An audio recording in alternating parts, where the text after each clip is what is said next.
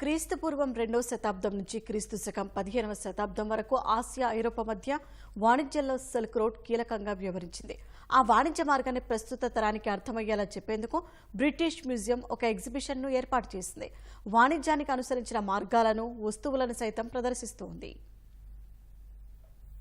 క్రీస్తు పూర్వం 2వ శతాబ్దం నుంచి క్రీస్తు శకం 15వ శతాబ్దం వరకు ఆసియా, ఐరోపా దేశాల మధ్య వాణిజ్యం సిల్క్ రోడ్ గుండా జరిగేది. ఓడలు, ఒంటెలతో పాటు ఇతర సాధనాల ద్వారా వస్తు రవాణా జరిగేది. ఆసియా నుంచి పట్టుతో పాటు సుగంధ ద్రవ్యాల రవాణా ఎక్కువగా జరిగేది. వాటన్నింటినీ లండన్లోని ఎగ్జిబిషన్లో ప్రదర్శిస్తున్నారు. ఇక్కడ కనిపిస్తున్న బుద్ధుడి విగ్రహం స్పెయిన్లో లభ్యమైంది. దీన్ని స్వాట్ వ్యాలీ అంటే ప్రస్తుత పాకిస్తాన్లో తయారు చేశారు. ఇది క్రీస్తు శకం 500వ సంవత్సరంలో 5000 కిలోమీటర్లు ప్రయాణించి ఐరోపాకు చేరి ఉంటుందని మ్యూజియం క్యూరేటర్ తెలిపారు. సిల్క్ రోడ్ ద్వారా వాణిజ్యం భూభాగాలతో పాటు సముద్రం, నదుల గుండా జరిగేదని చెప్పారు. క్రీస్తు శకం 500 సంవత్సరం నుంచి 1000 సంవత్సరం మధ్య జరిగిన వాటినే ఇక్కడ ప్రదర్శిస్తున్నామని వివరించారు.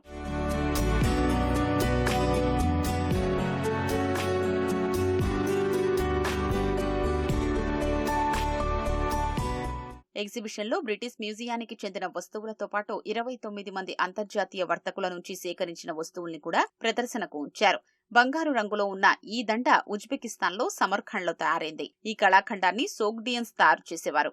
సిల్క్ రోడ్లో సోగ్డియన్స్ ప్రధాన వ్యాపారవేత్తలని మ్యూజియం క్యూరేటర్ తెలిపారు. చైనా నుంచి భారత్కు, అక్కడి మధ్య ఆసియాకు వీరు ప్రయాణించేవారని చెప్పారు. వస్తు రవాణాకు వీరు ఒంటెలు, ఏనుగుల్ని వినియోగించేవారని వెల్లడించారు.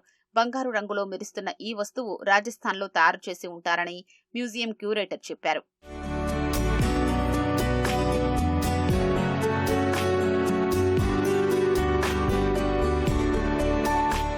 సిల్క్ రోడ్లో ప్రధానంగా చైనా నుంచి పట్టు రవాణా అధికంగా జరిగేదని మ్యూజియంకు చెందిన మరో క్యూరేటర్ తెలిపారు. క్రీస్తు శకంలో పట్టుకు అధిక డిమాండ్తో పాటు మంచి ధర ఉండేదన్నారు. పట్టు ఉత్పత్తికి సంబంధించిన మెళకువలు చైనీయులకు బాగా తెలిసి ఉండేదని చెప్పారు. టాంగ్ వంశం పాలిస్తున్న సమయంలో ప్రజలు పట్టును నగదుగా వినియోగించేవారని వెల్లడించారు. చైనాకు చెందిన ఓ యువరాణి పట్టు ఉత్పత్తికి సంబంధించిన సాంకేతికతను కోటాన్ రాజ్యానికి చేరవేసిందని చెప్పారు. యువరాణిని కోటాన్ రాజుకిచ్చి పెళ్లి చేయడంతో ఆమె పట్టు ఉత్పత్తికి సంబంధించిన సాంకేతికతను అక్కడికి చేరవేసిందని వివరించారు. కోటాన్ అంటే ప్రస్తుతమున్న చైనా, తజకిస్తాన్ ప్రాంతం. సిల్క్ రోడ్ ఎగ్జిబిషన్ సెప్టెంబర్ 26 నుంచి 2025 ఫిబ్రవరి 23 వరకు జరగనుంది.